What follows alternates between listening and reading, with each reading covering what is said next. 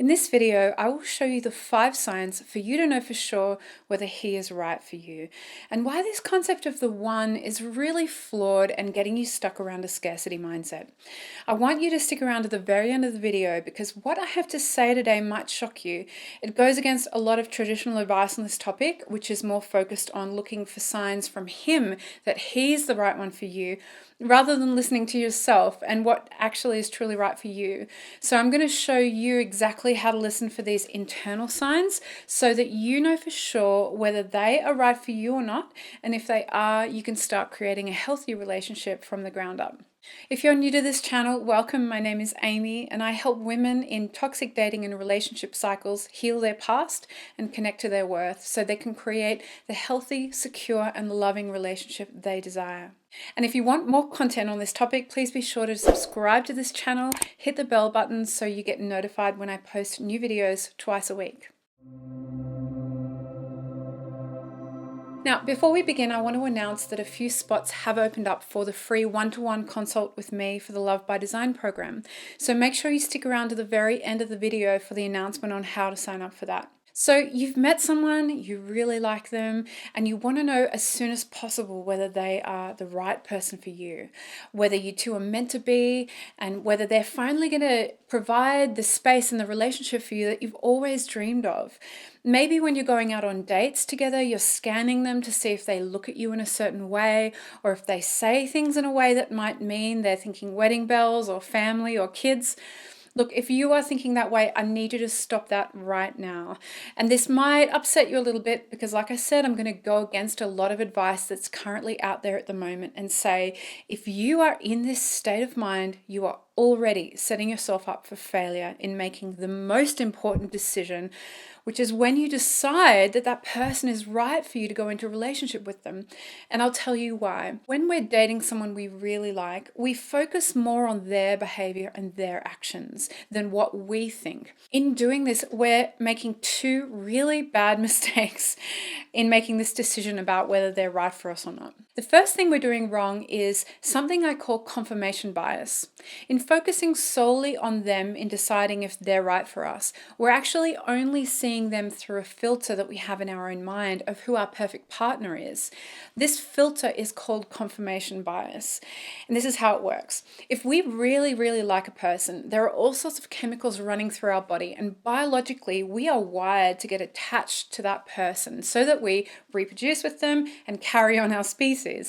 Now, it might sound a little bit weird, but if you've ever fallen in love with someone after the first date, your confirmation bias led you to believe that that person is the one you're going to have kids with, reproduce with. It is just pure attachment. So another example of this confirmation bias is, have you ever thought that because a person touched you in a certain way on your back, in a nurturing or protective way on the first date, and you felt really cared for by them, that must mean then that they want to care for you and protect you forever?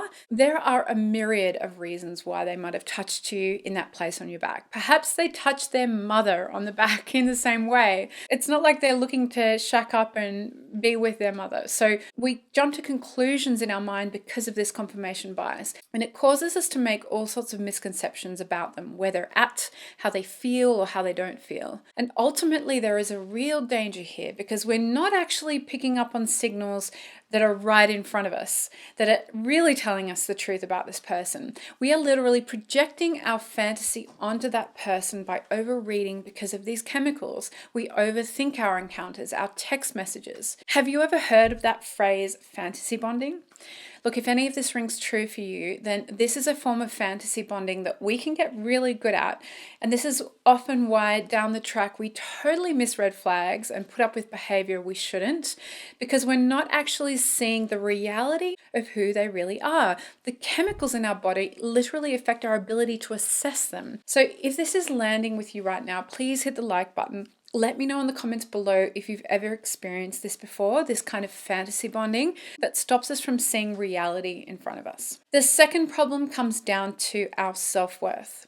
By focusing so much on external cues when dating your potential partner and focusing on what they're doing or what they're not doing, we completely ignore how we feel about them, what our gut instinct is when we spend time with them. And is there the raw potential for them to meet us in the relationship that we truly want and deserve and desire? So what we do is, rather than thinking, is this person worthy of me? We end up thinking, am I worthy of them? And this puts us on the back foot straight away. It really disempowers us. And if you've ever wondered why you seem to keep attracting emotionally unavailable people on the dating scene, being in this mindset that I call a scarcity mindset is one of the reasons why, when we disempower ourselves, it opens us up to be played with by people of lesser quality intentions. And I want to honor you around this conversation of self-worth, because our sense of worth is at its most vulnerable when we're forming an intimate relationship and on the dating scene. There is a part of us that deeply wants validation and love from that person that we're on the date with, second or third date, because we want to be accepted, we want to be liked and loved and sometimes rescued. But the weaker our self-worth is, the more we open ourselves up to getting into an unhealthy relationship.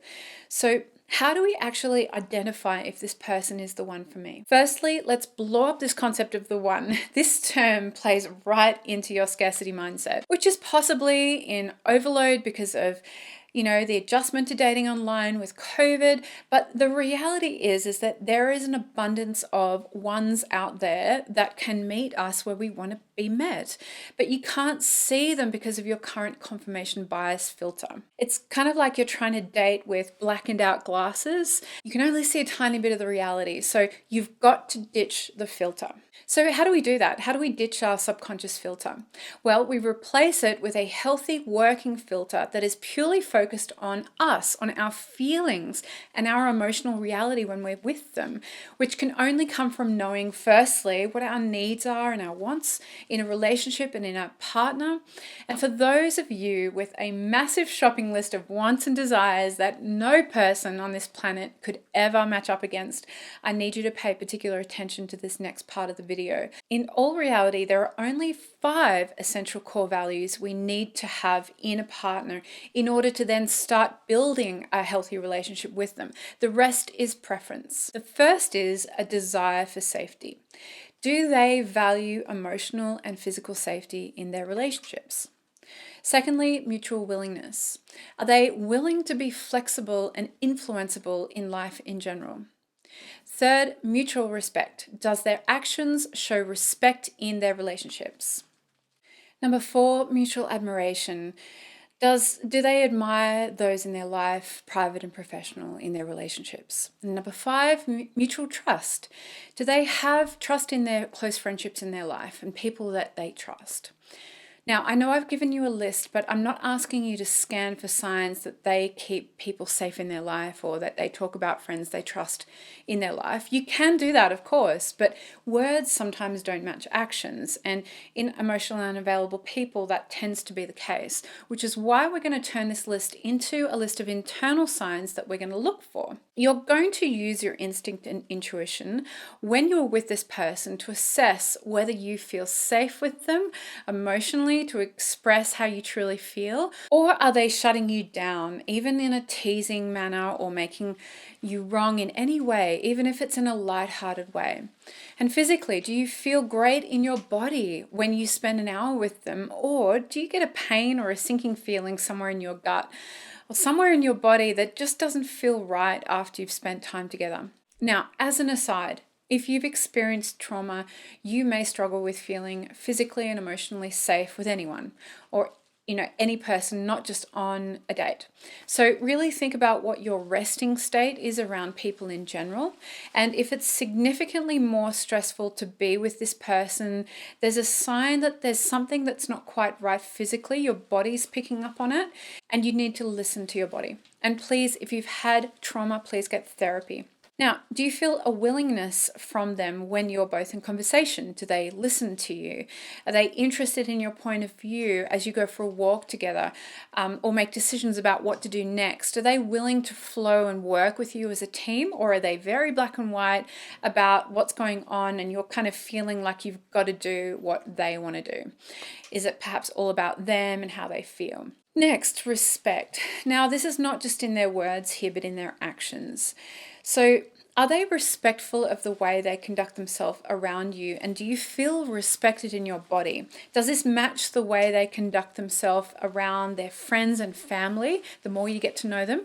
Or do they talk about their friends and family in a respectful way, but then completely ignore your boundaries, perhaps, or seem disrespectful to you in any way? Or do they come across respectfully when they speak about a family member or friend, but then actually follow through with disrespectful actions? Now, the last two take a little more time to get to know, but it's helpful here to spend time with this person in a variety of environments so you can get a feel for how they interact with their social circle and family. So, do they have healthy admiration for the people that have been in their life for a long time? Or do they tend to end friendships or get bitter about people, even exes, when they don't show up the way they expect them to because they've got flaws like everyone else? This is a sign they might not value or admire people despite their flaws, which is such an understated core value to identify in a potential partner. And lastly, trust, which is such a massive piece.